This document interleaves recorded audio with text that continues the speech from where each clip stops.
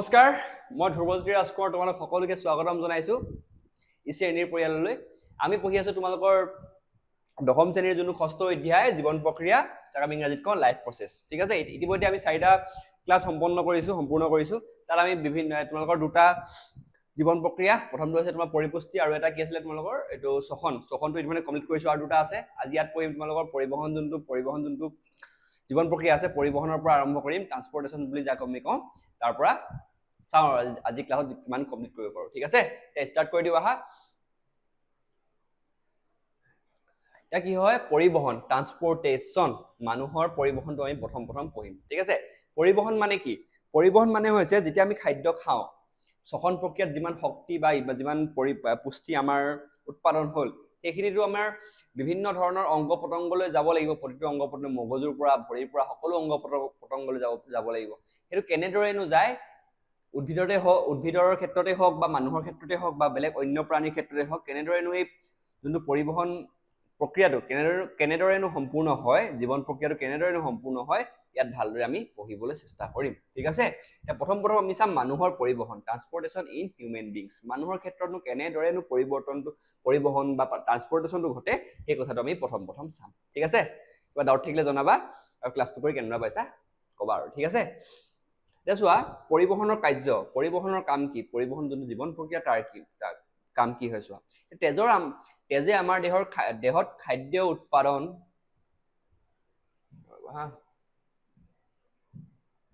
উৎপাদন অক্সিজেন আৰু বৰ্জিত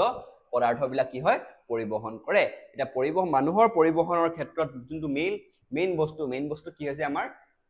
তেজ বা ব্লাড এটা তেজ হৈছে এবিধ তৰল সংযোজক কলা গম পাইছা তেজ পানী বুলি লিখিলে নহব ভুল হৈ যাব দেই তেজ হৈছে কি হয় তৰল সংযোজক কলা এইবিলাক কি হৈছে টিস্যু হয় তেজত বহুত ধৰণৰ বেলেগ তোমালোকৰ টিস্যু থাকে মানে কোষ থাকে ঠিক আছে তেজৰ মূল উপাদান কি হৈছে তোমালোকৰ এটা আছে প্লাজমা আৰু এটা হৈছে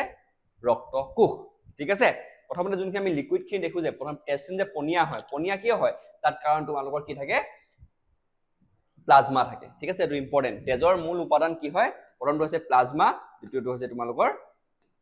ৰক্ত কোষ ব্লাড সেল তাত ব্লাড সেল আহে তোমালোকৰ আৰবিসি ডব্লিউবিসি প্লেটলেটস এলা তোমালোকে পঢ়িবা ক্লাস 12 ঠিক আছে তে প্লাজমাৰ উপঙি কিছুমান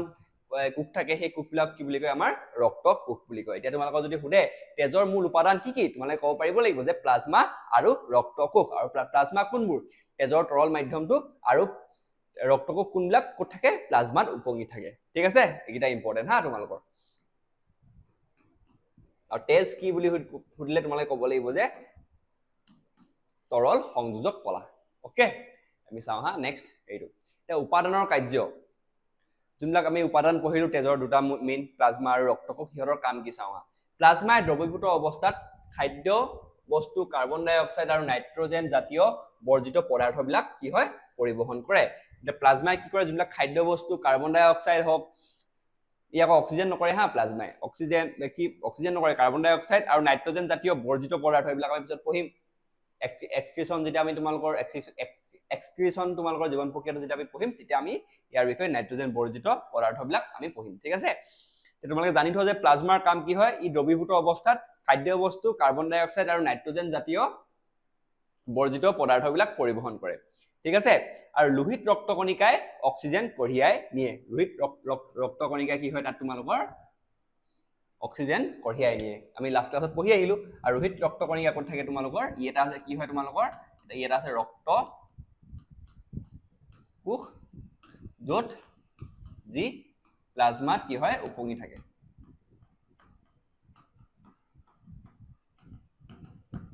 ঠিক আছে ই কি হয় তোমালোকৰ প্লাজমাত উপঙি থাকে এটা পৰিবহন তন্ত্ৰৰ প্ৰয়োজনীয়তা আমাৰ এটা পৰিবহন তন্ত্ৰৰ যোনটো পৰিবহন সিস্টেমটো আমাৰ ট্ৰান্সপৰ্টেশন সিস্টেমটো এটো কিয় দৰকাৰ তাৰ বিষয়ে চোৱা এতিয়া তেজ পাম্প কৰিবলৈ এটা পাম্পযুক্ত অংগ দৰকাৰ হ'ব ঠিক আছে এটা পাম্পযুক্ত অংগ নাথাকিলে কি হ'ব তোমালোকৰ যদি পাম্প নাথাকে এতিয়া পুখুৰীৰ পৰা যেতিয়া তোমালোকৰ ঘৰত পানী উঠায় তেতিয়া কেনেদৰে উঠায় পাম্পৰ থ্ৰুৱেদি বা মাটি তলৰ পৰা যেতিয়া তোমালোকৰ পানী উঠায় বা থাকে ন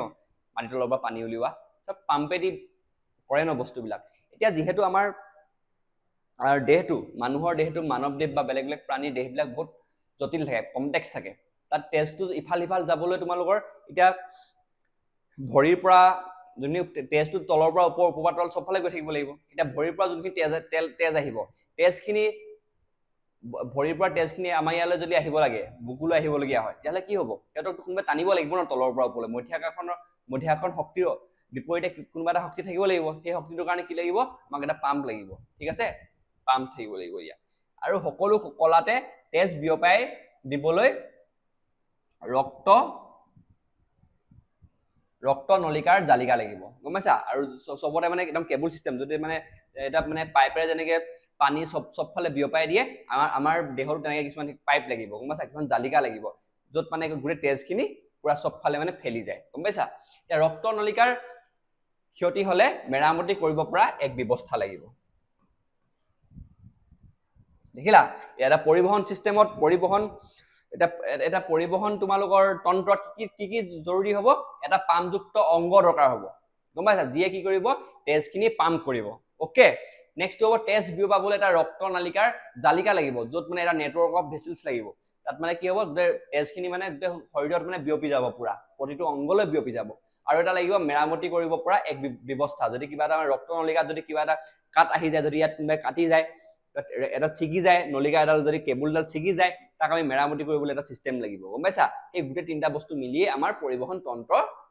গঠন হ'ব ওকে এতিয়া চাওঁ হা কি এইকেইটা প্ৰতিটো বস্তু পাম্পযুক্ত অংগ ৰক্ত নালিকাৰ জালিকা মেৰামতি কৰিব পৰা এক ব্যৱস্থা গোটেই তিনিটা কথা আমি এটা এটাকে ভালদৰে পঢ়িম ওকে কি লিখি ল'বা হা বায়'লজি সদায় নোটছ বনোৱাটো বহুত ইম্পৰ্টেণ্ট তোমালোকে যেতিয়া যদি মই বুজাই যাওঁ অলপ পাহৰি যাব পৰা গম পাইছা পাহৰি যাব পৰা কেতিয়াবা সেইকাৰণে কি কৰিবা নোটছবিলাক বনাই যাবা এতিয়া তোমালোকে আকৌ যেতিয়া পঢ়িবা সব মনত আহি যাব ওকে আৰু নোটছ বনাবলৈ ধুনীয়াকৈ মই এইবিলাক মেইন টপিকবিলাক উলিয়াই আনিছোঁ তোমালোকৰ চেপ্টাৰৰ পৰা আশা কৰিছোঁ তোমালোকে এইবিলাক সব লিখি ল'বা আৰু যোনটো আমাৰ পিডিএফটো তোমালোকে ডেছক্ৰিপশ্যন বক্সত লিংক আছে ডাউনলোড কৰি ল'ব পাৰিবা ঠিক আছে এতিয়া প্ৰথমটো চাওঁ আমাৰ পাম্প কল হৃদযন্ত্ৰ আৱাৰ পাম্প দা হাৰ্ট এটা যে পাম্পযুক্ত এটা যে অংগ দৰকাৰ হ'ব বুলি কৈছিলোঁ আমি সেইটো কি হয় আমাৰ দেহত সেইটো হৈছে আমাৰ হৃদযন্ত্ৰ বা আমি যাক ইংৰাজীত কওঁ হাৰ্ট বুলি কওঁ ওকে এইটো হৈছে আমাৰ হৃদযন্ত্ৰ এতিয়া ইয়াৰ চোৱা এতিয়া হৃদযন্ত্ৰৰ বিষয়ে পঢ়োৱা এতিয়া ইয়াৰ আকৃতি আৰু গঠন কেনেকুৱা এতিয়া হৃদযন্ত্ৰ আমাৰ হাতৰ মুঠিৰ সমান এটা পেশীযুক্ত অংগ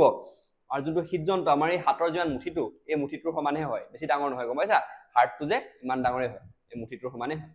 ওকে ইয়াৰ মূল কাৰ্য হ'ল ই অক্সিজেন আৰু কাৰ্বন ডাই অক্সাইড দুয়োবিধ গেছৰ পৰিবহন কৰে ঠিক আছে ইয়াৰ মূল কাৰ্য এইটো ইম্পৰ্টেণ্ট হা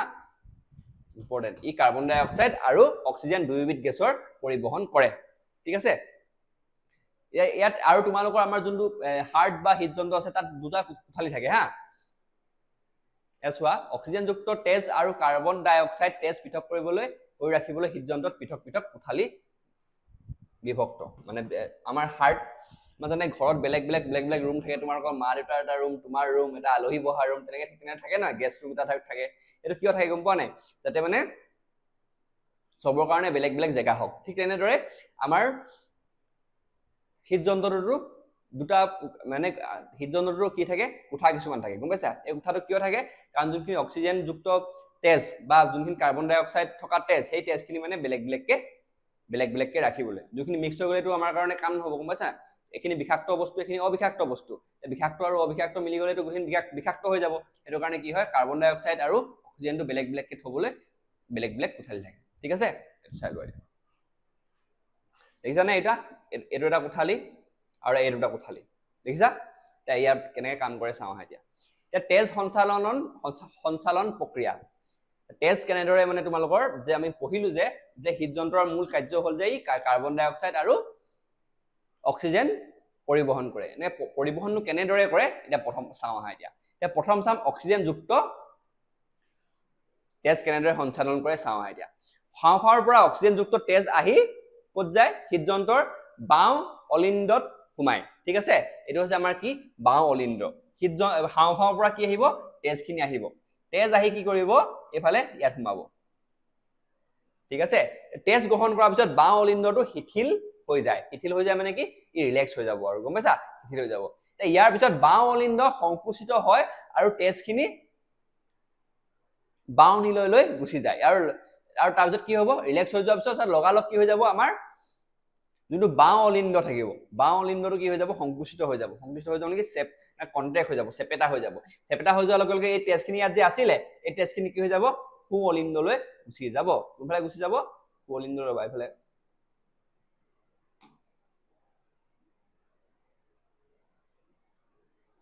আহিলে এনেকে গৈ এটা সু অলিন্দলৈ গুচি যাব ঠিক আছে তাৰ পিছত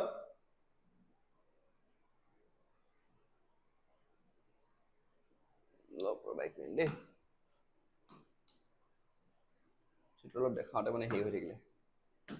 সো এটা বাওঁ অলিন্দত আহি পিনি সোমালে ঠিক আছে সোমাই গ'ল তাৰপিছত কি কৰিব যেতিয়া সি মানে তোমালোকৰ সংকুচিত হৈ যাব সংকুচিত হৈ যোৱাৰ লগে ই ক' পাবগৈ তেজখিনি গৈ পানি পাবগৈ সু অলিন্দ ঠিক আছে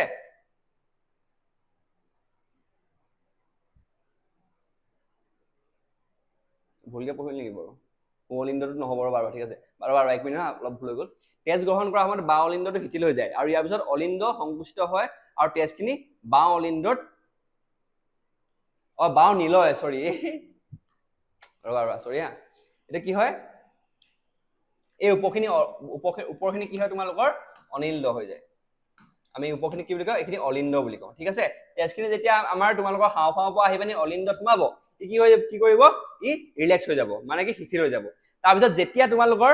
বাওঁ অলিন্দটো কি সংকুচিত হৈ যাব সেই সংকুচিত হৈ যাবনি তেজখিনি ক'ত আহিবগৈ তলত আহি যাব এইখিনি কি হয় নিলয় বাওঁ নিলয়লৈ গুচি আহিব ঠিক আছে ইয়াত বাওঁ নিলয়লৈ গুচি আহিব তেজখিনি ওকে এতিয়া বাওঁ নিলয়ৰ পৰা অক্সিজেনযুক্ত তেজবিলাক ক'ত যাব দেহৰ বিভিন্ন অংগলৈ বিতৰণ হৈ যাব তাৰপিছত এই যোনখিনি তেজখিনি আহিলে ইয়ালৈ এই তেজখিনি অক্সিজেনযুক্ত তেজ এইখিনি গৈ পিনি ক'ত যাবগৈ দেহৰ বিভিন্ন ধৰণৰ অংগলৈ যাবগৈ এইখিনি ভালদৰে পঢ়ি ল'বা ইয়াত কি হয় আৰু বুজাই দিছো চোৱা এতিয়া প্ৰথমতে কি হ'ব তোমালোকৰ হাওঁফাওঁৰ পৰা তেজখিনি আহি পিনি ক'ত যাব এইখিনি ইয়াত আহিব প্ৰথমতে বাওঁ অলিন্দলৈ বাওঁ অলিন্দ যেতিয়া তোমালোকৰ এতিয়া বাওঁ অলিন্দটো কি হৈ যাব শিথিল হৈ যাব ইয়াৰ পিছত কি হৈ যাব বাওঁ অলিন্দটো যেতিয়া সংকুচিত হৈ যাব কি চেপেটা হৈ যাব কি হৈ যাব চেপি পিনি যিমানখিনি তেজ আছিলে তেজখিনি কি হৈ যাব বাওঁ নিলয়লৈ গুচি যাব তাৰপিছত ইয়াৰ পিছত কি হৈ যাব এই বাওঁ নিলয়ৰ পৰা ওলাই পিনি বিভিন্ন ধৰণৰ তোমালোকৰ অংগলৈ তেজখিনি গুচি যাব ঠিক আছে এইটো হৈছে তোমালোকৰ কেনেদৰে অক্সিজেনযুক্ত তেজ তোমালোকৰ সঞ্চালন হয় ওকে এইখিনি বস্তু লিখি ল'বা তোমালোকৰ ইম্পৰ্টেন্ট হয় ঠিক আছে আমাৰ হাৰ্টটো মুভি এছবে দেখিছে ধুপ ধুপ ধুপ ধুপ কৰি থাকে যেনেকৈ কৰি থাকে যে সেইটো কিয় গম পোৱা আছে নাই এবাৰ সংকুচিত হয় এবাৰ শিথিল হয় এবাৰ সংকুচিত হয় শিথিল হয় যেতিয়া এনেকৈ শিথিল হ'ব এনেকৈ থাকিব শিথিল হ'লে কি হয় তোমালোকৰ এই তেজখিনি তোমালোকৰ হাওঁফাওঁৰ পৰা তেজখিনি আহি পিনি তোমালোকৰ বাওঁ অলিন্দত সোমায় আৰু যেতিয়া এনেকৈ চেপেটা হৈ যাব ধুপ ধুপ এনেকৈ যে ধুপ এনেকুৱা যে হৈ যায় তেতিয়া কি হ'ব এই তেজখিনি অলিন্দৰ পৰা আহি পিনি তললৈ তোমালোকৰ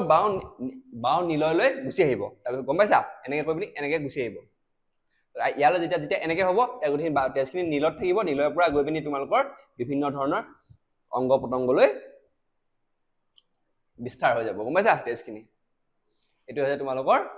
তেজ সঞ্চালনৰ প্ৰক্ৰিয়া অক্সিজেনযুক্ত তেজৰ ঠিক আছে এতিয়া চাওঁ এতিয়া যোনবিলাক দ্বিতীয় ভাগ কাৰ্বন ডাই অক্সাইড যুক্ত এতিয়া কাৰ্বন ডাই অক্সাইড থকা তেজখিনিৰ কাৰণে আছে আমাৰ সোঁফালৰ অংশটো সোঁফালৰ যোনটো আমাৰ অংশ আছে আমাৰ হৃদযন্ত্ৰৰ এই সোঁফালৰ অংশটো কিহৰ কাৰণে তোমালোকৰ কাৰ্বন ডাই অক্সাইড যুক্ত তেজৰ বাবে ঠিক আছে এতিয়া ইয়াত কি হয় সু অলিন্দ সংকুচিত হৈ তেজ সু নিলয় লৈ পঠিয়ায় যোনখিনি আমাৰ কাৰ্বন ডাই অক্সাইড যুক্ত তোমালোকৰ হেৰি থাকিব তেজ থাকিব এইখিনি গৈ পিনি ক'ত সোমাবহি আমি প্ৰথমতে নিম্ন মহাশিৰাৰ পৰা গৈ পিনি সোমাবগৈ ইয়াত তোমালোকৰ সু অলিন্দত সোমাব যেতিয়া সু অলিন্দটো সংকুচিত হৈ যাব সংকুচিত হৈ গ'লে কি হৈ যাব সু অলিন্দৰ পৰা সেই তেজখিনি গৈ পিনি ক'ত পাবগৈ সু নিলয়লৈ পাবগৈ ঠিক আছে সু নিলয় পালেগৈ এতিয়া তাৰপিছত কি হৈ যাব এই তেজখিনি সু নিলয়টো সংকুচিত হয় ইয়াৰ পৰা তেজখিনি সংশোধন হ'বলৈ হাওঁফাওঁলৈ আকৌ গুচি যাব চোৱা হাওঁফাওঁত কি হয় আমাৰ তেজখিনি সংশোধন হ'বলৈ এইফালে তোমালোকৰ গৈ পিনি হাওঁফাওঁ গুচি যাব ঠিক আছে এইফালে যাব ঠিক আছে এনেদৰে তোমালোকৰ কাৰ্বন ডাই অক্সাইড যুক্ত তেজৰ পৰিবহন হয় এবাৰ চাই লোৱা কিবা ডাউট থাকিলে কমেন্ট সেকশনত জনাই থবা হা এতিয়া যোনফালৰ আমাৰ বাওঁফালৰ যোনকেইটা কোঠা আছে আমাৰ যোনটো কোঠা আছে আমাৰ তোমালোকৰ অলিন্দ বা নিলয় আছে আমাৰ হৃদযন্ত্ৰৰ এইখিনি কিহৰ কাৰণে অক্সিজেনযুক্ত তেজৰ বাবে আৰু যোনখিনি সোঁফালে যোনকেইটা তোমালোকৰ যোনটো তোমালোকৰ হেৰি আছে আমাৰ যোনটো আমাৰ হৃদযন্ত্ৰৰ যোনখিনি ৰুম আছে বা কোঠা আছে সেই কোঠাকেইটা কাৰ কাৰণে সু অলিন্দ আৰু সু নিলয় এইখিনি হৈছে তোমালোকৰ কাৰ্বন ডাই অক্সাইড যুক্ত তেজৰ বাবে ঠিক আছে আৰু যদি তোমালোকৰ সু নিলয়ৰ পৰা তেজবিলাক ক'ত যায় কাৰ্বন ডাই অক্সাইড যুক্ত তেজবোৰ এইবিলাক যায় সংশোধন হ'বলৈ আমাৰ হাওঁফাওঁলৈ ঠিক আছে আৰু যোনবিলাক সংশোধন হৈ হাওঁফাওঁৰ পৰা যোনখিনি তেজ আহিব কাৰ্বন অক্সিজেন যুক্ত সেইখিনি ক'ত আহিব আমাৰ আহিব বাওঁ অলিন্দলৈ আৰু বাওঁ নিলয়লৈ ঠিক আছে তাৰপিছত যোনখিনি বাওঁ নিলয়ত সংশোধন হৈ কাৰ্বন ডাই অক্সিজেন যুক্ত যোনখিনি তেজ থাকিব সেইখিনি এফালে মহাধনী হৈ বিভিন্ন ধৰণৰ অংগ পতংগলৈ গুচি যাব ঠিক আছে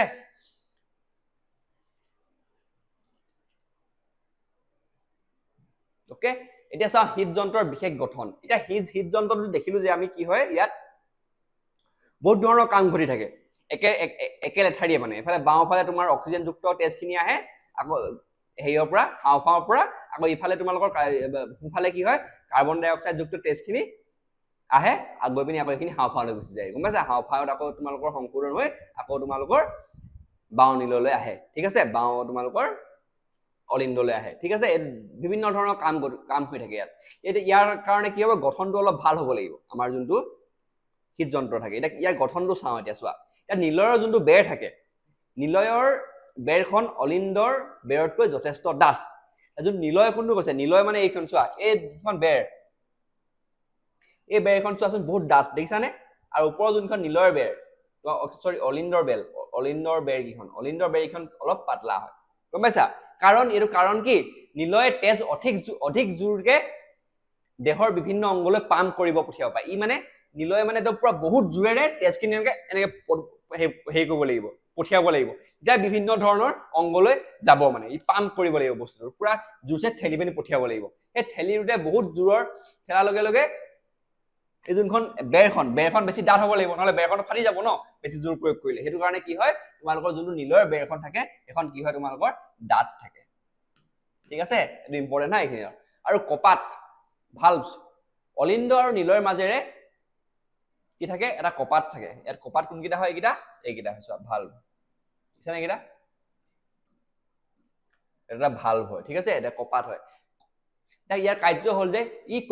কপাটে তেজ উলোটা দিশত উভতি যোৱাত বাধা ধৰে এইফালে মানে ইয়াত মানে এই কপাটডাল এইটো ভালভটো থকাৰ কাৰণে কি হয় তেজখিনি অকল অলিন্দৰ পৰা নিলয়লৈহে যাব পাৰি ইয়াত নিলয়ৰ পৰা অলিন্দলৈ যাব নোৱাৰে গম পাইছা ই মানে ৰখাই ধৰে তেজখিনি এফালেও সেম এফালে নিলয় অলিন্দৰ পৰা নিলয়লৈ আহিব কিন্তু নিলয়ৰ পৰা অলিন্দৰ তেজখিনি কেতিয়াও যাব নোৱাৰে ঠিক আছে ইয়াত তোমালোকৰ মেইন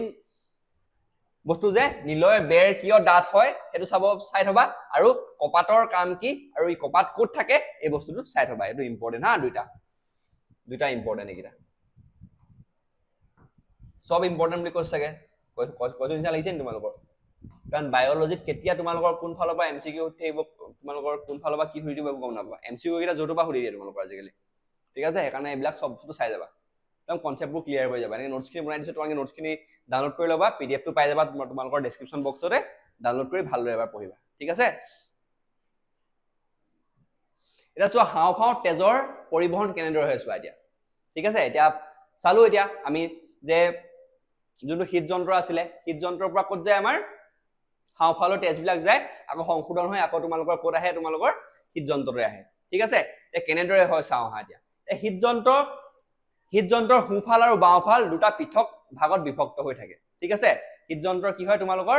দুটা ভাগত বিভক্ত হৈ থাকে আমি অলপ আগত চালো ঠিক আছে চালো এইটো এতিয়া চোৱা ইয়াৰ কাৰণ কি হ'ল ইয়াৰ কাৰণটো হ'ল যে অক্সিজেনযুক্ত যোনখিনি বিশুদ্ধ আৰু তেজ আৰু অক্সিজেন বিহীন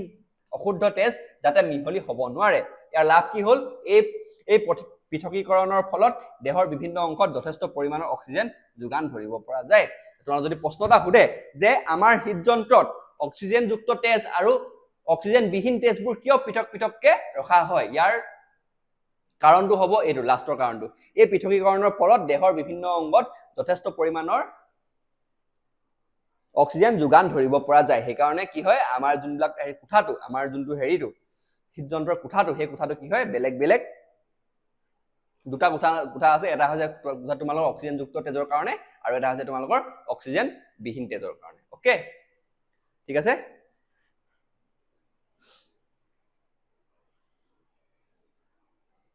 এই চিত্ৰটো চোৱা চিত্ৰৰ তেজ পৰিবহণৰ তন্ত্ৰ ইয়াত ভালদৰে দেখাই দিছো এতিয়া তোমালোকক এটো কি হৈছে আমাৰ হৃদযন্ত্ৰ যোনবিলাক তোমালোকৰ হেই থাকিব অক্সিজেন যুক্ত অক্সিজেন মানে কাৰ্বন ডাই অক্সাইড যুক্ত তেজ থাকিব সেইখিনি কি হ'ব এফালে আহিব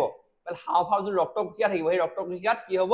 অক্সিজেন বিলাক এই ৰক্তকোষিয়াৰ পৰা অক্সিজেন বিলাক কি কৰিব ইয়াত ভিতৰলৈ আহিব আৰু কাৰ্বন ডাই অক্সাইড বিলাক বাহিৰলৈ যাব সব ভিতৰলৈ অহাৰ লগে লগে কি হয় যোন অক্সিজেন যুক্ত তেজ এখিনি এফালে এনেকৈ ওলাই আহিব আৰু কাৰ্বন ডাই অক্সাইড যুক্ত যোন তেজ এখিনি এফালে গৈ পিনি যাবগৈ আৰু গম পাইছা এনেকৈ মানে তোমাৰ এটা সাইকেলটা চলি থাকে আৰু বিনিময় ঘটি থাকে ঠিক আছে চিত্ৰখন এবাৰ চাই লবা বা ডাউট থাকিলে বুজি এই কৰিবা কমেন্ট সেকশনত জনাবা ঠিক আছে এটা হৃদযন্ত্ৰ কোঠালি আৰু প্ৰাণীৰ প্ৰকাৰ ওকে ৰবা এইটো মিনিট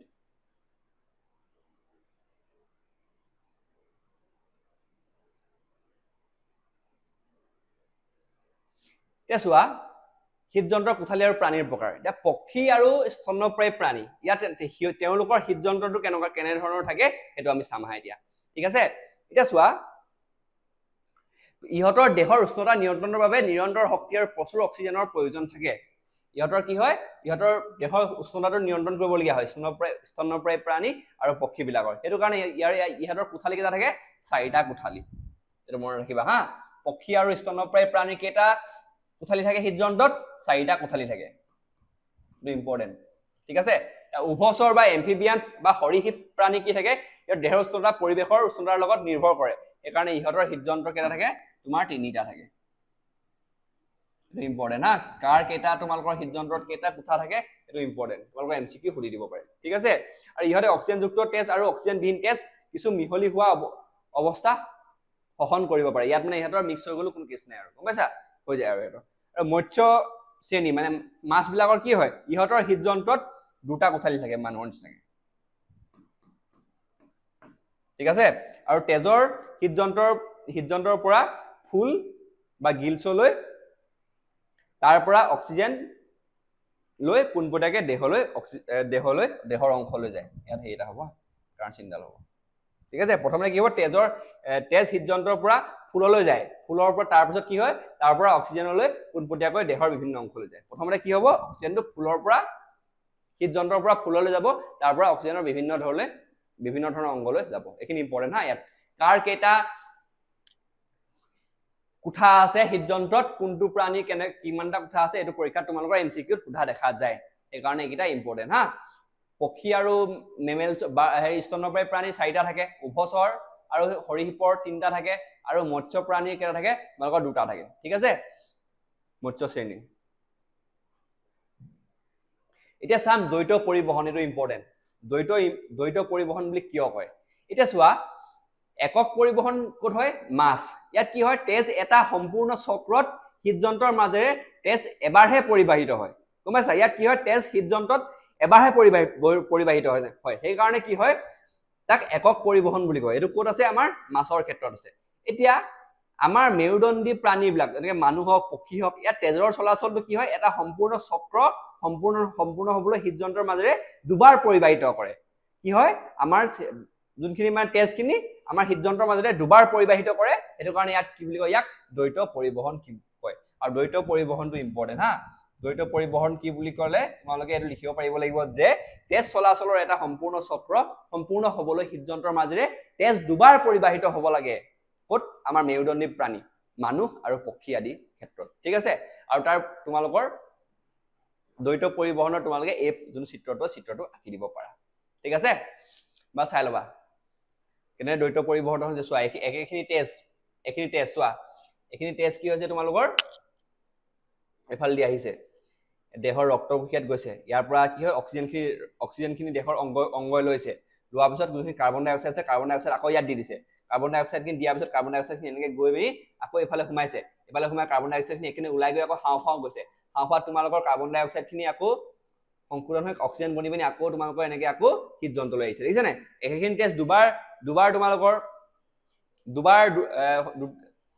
চলাচল কৰিছে দুটা সম্পূৰ্ণ চক্ৰ হ'বলৈ মানে দুবাৰ হৃদযন্ত্ৰদি তোমালোকৰ প্ৰবাহিত হৈছে সেইটো কাৰণে কি হ'ল তোমালোকৰ ইহতি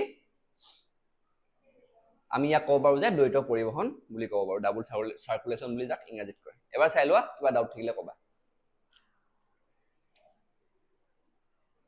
হ'ব এতিয়া আমি চাওঁ ৰক্তচাপ মানে কি ৰক্তচাপ মানে কি তোমালোকৰ এটা বক্সৰ ভিতৰত আছিলে তোমালোকৰ এইটো টপিক ৰক্তচাপ মানে কি চাওঁ এতিয়া তেজৰ নলিকাৰ বেৰৰ বিপৰীতে যি শক্তি প্ৰয়োগ কৰে তাকে আমি কি বুলি কওঁ ৰক্তচাপ বুলি কওঁ ঠিক আছে তেজে এটা নলী ধৰক নলীৰ মাজে তেজখিনি গৈ থাকিব তেজখিনি যে চলাচল কৰি থাকিব হাৰ্টে যেতিয়া পাম্প কৰি থাকিব তেতিয়া এই বেৰকেইখনত কিছুমান তোমালোকৰ শক্তি প্ৰয়োগ কৰিব এই তোমালোকৰ এই তেজৰ চলাচলৰ দ্বাৰা আৰু এই যোনটো শক্তি হ'ব এই শক্তিটোকে কি বুলি কওঁ আমি ৰক্তচাপ বা ব্লাড প্ৰেছাৰ বুলি কওঁ ঠিক আছে এটোকে আমি ব্লাড প্ৰেছাৰ বুলি কওঁ মানে যেতিয়া আমি তেজ চলাচল কৰিব তেজ চলাচল কৰোতে যোনবিলাক তোমালোকৰ নলিকা থাকিব নলিকাৰ বেৰবিলাকত যিমান যি শক্তি তেজে প্ৰয়োগ কৰিব সেই শক্তিটো কি বুলি ক'ব আমি তাকে আমি কি বুলি কওঁ ৰক্তচাপ বুলি কওঁ এই ৰক্তচাপৰ প্ৰকাৰ কি দুটা থাকিব এটা আছে তোমালোকৰ সিস্টেলিক আৰু এটা আছে ডায়াস্টেলিক যেতিয়া তোমালোকৰ নিলয় সংকোচন হ'ব নিলয় সংকোচনৰ সময়ত ধমনীৰ ভিতৰত হোৱা চাপক কি বুলি কওঁ আমি সিস্টলিক বুলি কম ঠিক আছে আৰু এজন সুস্থ মানুহৰ কিমান থাকে তোমালোকৰ 120 mm তোমালোকৰ চাপ থাকিব লাগে ঠিক আছে আৰু ডায়াস্টেলিকটো কি হয়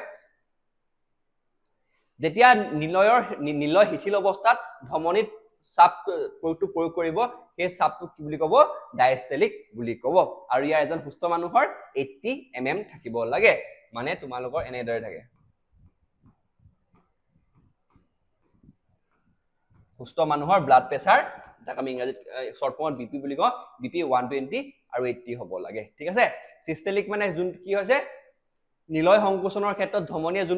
যোনটো চাপ প্ৰয়োগ কৰিব তাক কি বুলি কওঁ আমি সিস্টেলিক চাপ বুলি কওঁ আৰু ডায়াস্টেলিকটো কি হ'ব নিলয়ত যেতিয়া শিথিল থাকিব শিথিল অৱস্থাত ধমনীয়ে যোনটো চাপ প্ৰয়োগ কৰিব তাক আমি কি বুলি কম ডায়াস্টেলিক চাপ বুলি কম ঠিক আছে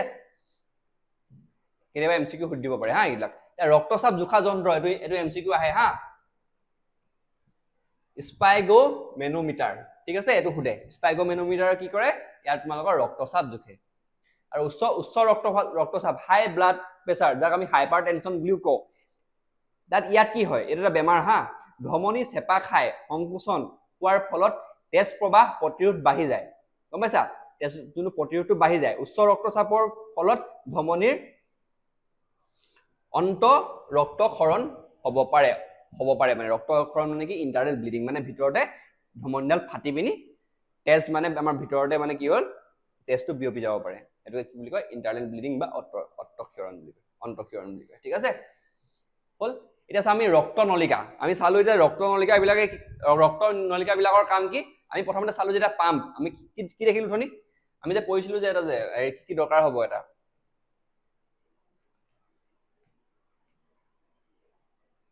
প্ৰথম এটা পাম্পযুক্ত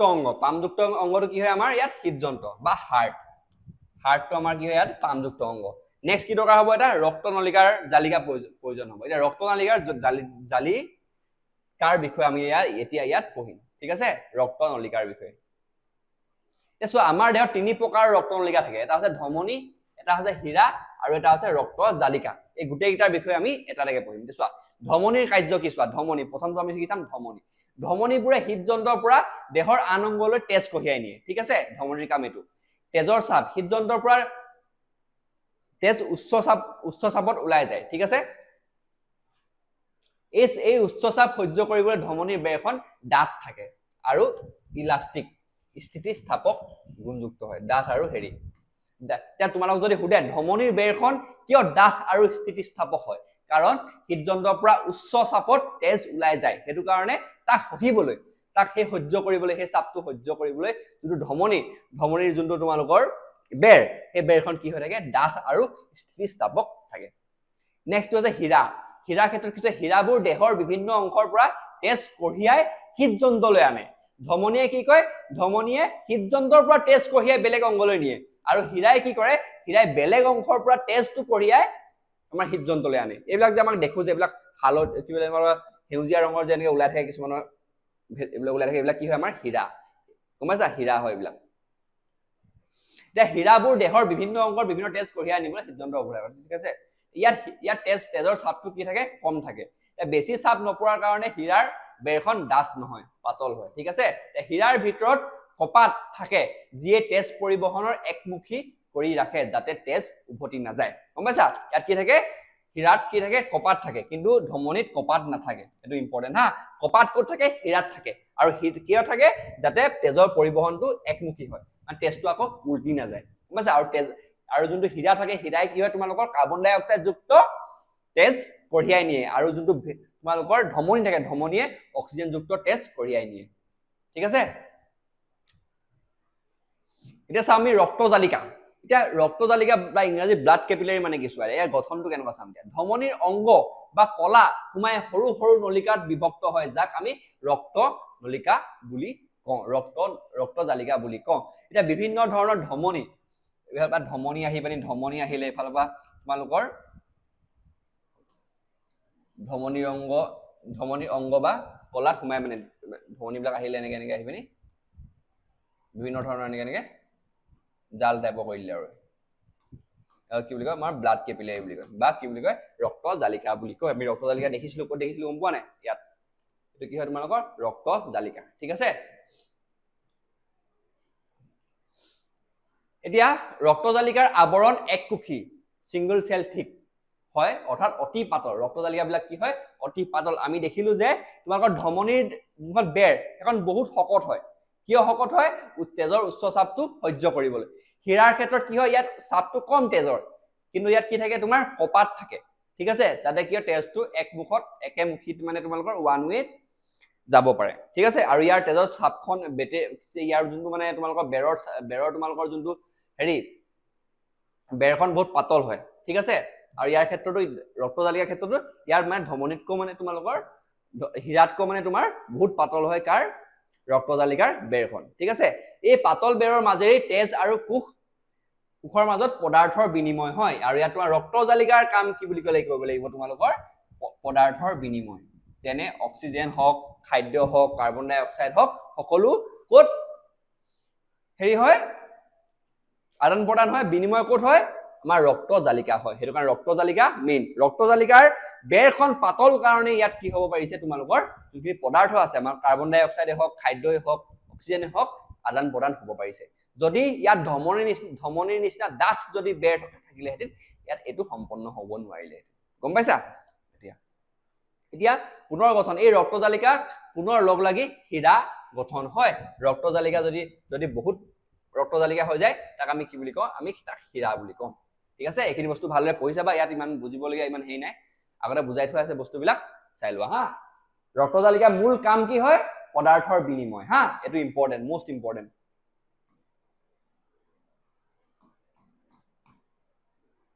ঠিক আছে হৈ গ'ল এতিয়া আমি চাম অনুচক্ৰিকাৰ দ্বাৰা ৰক্ষণাবেক্ষণ এতিয়া আমি কি চালো ইয়াত যে তিনটা কৈছিলে আমাক এটা কৈছিলে আমাক কি কৈছিলে তোমালোকৰ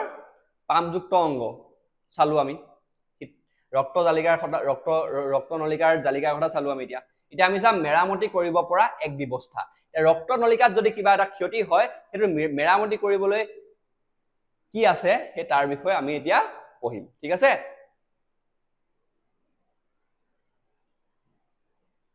এতিয়া অনুচক্ৰিকাৰ দ্বাৰা ৰক্ষণাবেক্ষণ মেইনটেনেন্স বাই প্লেটলেটস এটা অনুচক্ৰিকাই হৈছে কি হয় মেইন আমাৰ যদি কিবা এটা যদি ৰক্তনলিকাত কিবা এটা যদি অনিষ্ট হয় কিবা এটা ক্ষতি হয় কোনে মেৰামতি কৰে আমাক অনুচক্ৰিকাই মানে মেৰামতি কৰে আৰু অনুচক্ৰিয়াটো ইংৰাজীত কি বুলি কয় প্লেটলেটস বুলি কয় এতিয়া আঘাত পালে ৰক্তনলিকা ফুটি ৰক্তক্ষৰণ হ'ব পাৰে ৰক্তক্ষৰণ মানে কি ব্লিডিং যেতিয়া আমি ক'বাত আঘাত পাওঁ ক'বাত কিবা কাটিলে তেজ ওলাই নাই হেতুকে কি বুলি কয় আমাৰ ৰক্তক্ষৰণ বুলি কয় এতিয়া ৰক্তক্ষৰণৰ প্ৰভাৱ কি হ'ব যদি ৰক্তক্ষৰণ যদি বেছি হৈ যায় তেতিয়া কি হ'ব ৰক্তক্ষৰত ৰক্তচাপ কমি যাব মানে তেজত কি হ'ব ৰক্তচাপ কমি যাব তেজৰ পৰিবহনৰ কাৰ্য কমি যাব কাৰ্যক্ষমতা কমি যাব মানে তেজটো ভালদৰে পৰিবহন নহব ঠিক আছে এটা ইম্পৰ্টেন্ট হা যদি আমাৰ ৰক্তক্ষৰণ বেছি হয় তেলে কি হ'ব পাৰে এই দুটা হৈছে কাৰণ ৰক্তচাপ কমি যাব পাৰে আৰু ৰক্ত বা তেজ পৰিবহনৰ যোনটো কাৰ্যক্ষমতা যোনটো এফিচিয়েন্সি হেতু কমি যাব ঠিক আছে এনে পৰিঘটনা ৰোধ কৰিবলৈ তেজত কি থাকে তোমাৰ অনুচক্ৰিকা থাকে যাক আমি ইংৰাজীত কি বুলি কওঁ প্লেটলেটস বুলি কওঁ যিবোৰ গোটেই দেহত বিয়পি থাকে এটা অনুচক্ৰিকাৰ কাৰ্যবিলাক চোৱা এটো মোস্ট ইম্পৰ্টেন্ট এটো খুদে অনুচক্ৰিকাৰ কাৰ্য কি হয়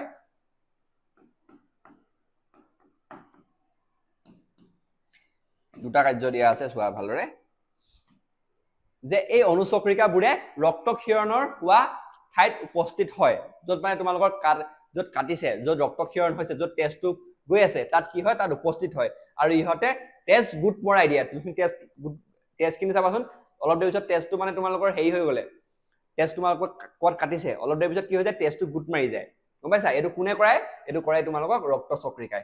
আৰু ৰক্তক্ষয় বন্ধ কৰে আৰু আমাক ৰক্ষা কৰে এইটো ইম্পৰ্টেণ্ট হয় ৰক্তচক্ৰিকাৰ কাম হৈছে এইটোৱে ই কি কৰে য'ত তোমালোকৰ ৰক্তক্ষৰণ হৈ আছে য'ত তেজটো ওলাই আছে তাত গৈ উপস্থিত হয় আৰু ৰক্তখিনি বা তেজখিনি গোট মৰাই দিয়ে গোট মৰাই কি কৰে যোনখিনি আমাৰ তোমালোকৰ ৰক্তক্ষৰণ বা তেজটো ব্লিডিংটো বন্ধ কৰি দিয়ে আৰু আমাক কি কয় ৰক্ষা কৰি দিয়ে ইয়াত তোমালোকৰ ইম্পৰ্টেণ্ট ৰক্তচক্ৰিকাটো ইম্পৰ্টেণ্ট প্লেটলেটছটো ইম্পৰ্টেণ্ট ইয়াৰ কাম কি ৰক্তক্ষৰণ যদি বেছি হৈ যায় তেতিয়াহ'লে কি হ'ব পাৰে এইবিলাক সকলো বস্তু তোমালোকৰ পৰীক্ষাত সুধি দিব পাৰে এমচিকিউ সুধি দিব পাৰে ৰক্তচক্ৰিকাৰ কাৰ্যটো তোমালোকৰ 1 নম্বৰীয়া প্ৰশ্ন বা 2 নম্বৰীয়া প্ৰশ্ন হৈ যাব পাৰে সেইটো কাৰণে এইকেইটা বস্তু অলপ কম বস্তু আছে কিন্তু কম বস্তুতে বহুত ইম্পৰ্টেণ্ট বস্তু আছে সেইকাৰণে ভালদৰে এইখিনি চাই ল'বা ঠিক আছে হ'ব এতিয়া আমি নেক্সট তোমাৰ টপিকটো আহো সেইটো হৈছে আমাৰ লিম্ফ মানে কি লক্ষিকা মানে কি ওকে এতিয়া লক্ষিকা হ'ল তেজৰ দৰে অন্য এক তৰল পদাৰ্থ এক সংবহন তন্ত্ৰ অংশ ঠিক আছে এইটো এটা সংবহন তন্ত্ৰৰ অংশ ই এটা তৰল পদাৰ্থ ইয়াৰ গঠন আৰু বৈশিষ্ট্য চাওঁ আহা এতিয়া ই কেনেদৰে গঠন হয় কেনেদৰে সৃষ্টি হয় এতিয়া ৰক্তকোষিকা বেৰৰ থকা ছিদ্ৰৰ মাজেৰে কেতিয়াবা যদি প্লাজমা প্ৰটিন আৰু ৰক্তকোষ ওলাই যায় দেখিছা ৰক্তনলিকা এডাল ৰক্তকোষিকা এডাল আছে ধৰক এতিয়া ঠিক আছে তাত তেজ বৈ আছে তেজ বৈ এটা ফুটা এটা হৈ যদি ইয়াৰ পৰা প্লাজমা কি আমি আগত চাই আহিছো প্লাজমা প্ৰটিন আৰু ৰক্তকোষ মানে কি আছিলে ব্লাড সেলছ যদি এনেকে ওলাই যায় গুচি পানি ক'ত গুচি যায় আন্তঃকোষীয় স্থানত যদি গুচি যায় ইন্টাৰসেলুলাৰ স্পেচত যদি গুচি যায় তেতিয়া কিহৰ উৎপত্তি হয় জমা হয় কিহৰ উৎপত্তি হয় লক্ষিকাৰ উৎপত্তি হয় এতিয়া তোমালোকে যদি সুধে লক্ষিকাৰ গঠন আৰু বৈশিষ্ট্য কি ইয়াৰ গঠন বুলি ক'লে তোমালোকে লিখিব পাৰি লাগিব ইয়াত কি আছে তোমালোকৰ ইয়াত তোমাৰ প্লাজমা প্ৰটিন আৰু ৰক্তকোষ আছে ঠিক আছে ৰক্তকোষ থাকে বুলি আৰু ই কেনেদৰে সৃষ্টি হয় যেতিয়া তোমালোকৰ ৰক্তকোষিকাৰ বেৰত ছিদ্ৰ হয় বা ফুটা হয় ই আন্তঃকোষীয় স্থানত জমা হৈ যায় তেতিয়া কিহৰ উৎপত্তি হয় লক্ষিকা বা লিম্ফৰ উৎপত্তি হয় আৰু ইয়াৰ বৈশিষ্ট্য দুটা আছে এটা হৈছে যে ই তেজৰ প্লাজমাৰ দৰে হয় কিন্তু ই কি হয় ইয়াৰ বৰণহীন ইয়াৰ কোনো ৰং নাথাকে ঠিক আছে আৰু ইয়াক প্ৰটিনৰ পৰিমাণ তেজতকৈ কম থাকে ইয়াত প্ৰটিনৰ পৰিমাণ কি থাকে কম থাকে ইয়াৰ তোমালোকৰ ইয়াত ইম্পৰ্টেন্ট চাবা যে লক্ষিকাৰ গঠন কেনেদৰে হয় ইয়াৰ বৈশিষ্ট্য কি এইবিলাক চাবা ঠিক আছে সৰু টপিক হয় আমি নেক্সট লক্ষিকাৰ পাথৱেটো চাওঁ হা এতিয়া চোৱা লক্ষিকাৰ পাথৱে লক্ষিকা কি হয় তোমালোকৰ প্ৰথমতে কি হ'ব তোমালোকৰ আন্তঃকোষীয় স্থানৰ পৰা লক্ষিকা কোষিকাত সোমায় ঠিক আছে ইয়াৰ লক্ষিকা কোষিকা থাকে আৰু এই লক্ষিকা কোষিকাবোৰ হৈছে লক্ষিকা নলিকা লিম্ফ ভেজেল বুলি কয় আৰু এই লক্ষিকা নলিকাবোৰ ডাঙৰ হীৰাত মুকলি হৈ যায় মানে কি হয় যেতিয়া এটা তোমালোকৰ ধৰক এটা আন্তঃকোষীয় স্থান এইটো আছে কি হয় এফালে এই সেল আছে ভেজেল সেল আছে এইটো কি হৈছে তোমালোকৰ তাৰ মাজতে এডোখৰ জেগা আছে এইটো কি হৈছে তোমালোকৰ আন্তঃকোষীয় স্থান ঠিক আছে এডোখৰ ইয়াতে কি হ'ল এইটো কি হৈছে ইয়াত তোমালোকৰ লক্ষিকাৰ গঠন হ'ল তাক আমি লিম্ফ বুলি লিখিছো হা ইয়াত লিম্ফৰ গঠন হ'ল ই কি কৰিব প্ৰথমতে ই যাব ক'ত যাব গঠন হোৱাৰ লগে লগে ই যাব লক্ষিকা কোষিকালৈ ঠিক আছে ইয়াত কি থাকে তোমালোকৰ কিছুমান আমাৰ শৰীৰত লক্ষিকা কোষিকা কিছুমান থাকিব এনেদৰে দেই এই তালৈ গুচি যাব ই তাত গৈ সোমাই যাব ঠিক আছে এইটো কি হৈছে তোমালোকৰ লিম্ফ কেপিলাৰী বুলি লিখিছো হা লিম্ফ কেপিলাৰী ঠিক আছে এতিয়া ইয়াত সোমোৱাৰ লগে লগে ইয়াত যোনখিনি নলিকা থাকিব নলিকা মানে কি লিম্ফ ভেজেলছ ইয়াৰ ভিতৰতো লক্ষিকা কোষিকাবিলাক কেনেদৰে গঠন হয় লক্ষিকা নলিকাৰ দি বা লিম্ফ ভেজেলেদি লিম্ফ ভেজেলবিলাক ক'ত থাকিব ইয়াত থাকিব ই কি কৰিব ইয়াৰ ভিতৰত গুচি যাব আকৌ ঠিক আছে এইবিলাক কি আছে হালধীয়া ৰঙে দেখুৱাখিনি হৈছে তোমালোকৰ লক্ষিকা নলিকা ইয়াৰ ভিতৰত গুচি যাব ঠিক আছে লক্ষিকা নলিকাৰ শেষত গৈ পানি ক'ত ওলাবগৈ ইয়াত ডাঙৰ যোনবিলাক হীৰা থাকিব এইফালে এই ডাঙৰ হীৰাবিলাকত এই লিম্ফটো গুচি যাবগৈ ঠিক আছে এনেদৰে আমাৰ লক্ষিকাবিলাক আমাৰ শৰীৰত মানে ঘূৰি ফুৰে ঠিক আছে এতিয়া চাই ল'ব পাৰা এতিয়া লক্ষিকাৰ কাৰ্য কি লক্ষিকা যে আমাৰ শৰীৰত আছে যে ইয়াৰ কাম কি হয় তাৰ বিষয়ে চাওঁ আহা এতিয়া চোৱা লক্ষিকাৰ কাৰ্য হ'ল যে ই চৰ্বি পৰিবহন কৰে ই অন্তৰ মানে ইন্টেষ্টাইনৰ পৰা পাচিত মানে হজম হোৱা পাচিত বস্তুবিলাক শোষণ কৰি চৰ্বি কঢ়িয়াই নিয়ে লিম্ফে কি কঢ়িয়াই নিয়ে চৰ্বিবোৰ আমাৰ শৰীৰত কঢ়িয়াই লৈ গৈ থাকে ঠিক আছে কৰ পৰা ইন্টেষ্টাইনৰ পৰা মানে অন্তৰৰ পৰা ঠিক আছে আৰু তৰলৰ ভাৰসাম্য ই আন্তঃকোষীয় স্থানত জমা হোৱা অতিৰিক্ত তৰল পদাৰ্থবোৰ পুনৰ তেজলৈ উভতাই নিয়ে যেহেতু লিম্ফবিলাক আন্তঃকোষীয় স্থানতে উৎপন্ন হয় তাত যদি কেনেবাকে যদি তেজ থাকে সেই তেজখিনি লগতে ধৰি নিপেনি ক'লৈ লৈ যায় আকৌ তেজলৈ উভতাই লৈ গুচি যায় ঠিক আছে এটা হৈছে ইয়াৰ কাৰ্য তোমালোকে ভালদৰে চাই ল'বা এটা ইম্পৰ্টেন্ট হয় হ'ব তোমালোকে চাবা যে লিম্ফ কাক কয় লিম্ফ কেনেদৰে গঠন হয় ইয়াৰ বৈশিষ্ট্য কি আৰু ইয়াৰ কাম এইটা বস্তু বহুত ইম্পৰ্টেন্ট ঠিক আছে লিম্ফৰ কি চাবা তোমালোকে লিম্ফ কি হয় গঠন চাবা বৈশিষ্ট্য চাবা আৰু কাম চাবা এটা বহুত মেইন এটা সুধা দেখা যায় গম পাইছা হ'ব এটা ইয়াৰ হৈতে আজি ক্লাছটো এটা সমাপ্ত কৰো আজিৰ ভাগটো নেক্সট ক্লাছত আমি উদ্ভিদৰ পৰিবহনৰ বিষয়ে চাম আজি ইয়াতে আমি ক্লাছটো সম্পন্ন কৰি বাকিখিনি পিছত আমি নেক্সট ক্লাছত আৰু কন্টিনিউ কৰিম ঠিক আছে কিবা ডাউট থাকিলে জনাবা যদি কিবা হেৰি বুজি পোৱা নাই তেও জনাবা ঠিক আছে বাই বাই থ্যাংক ইউ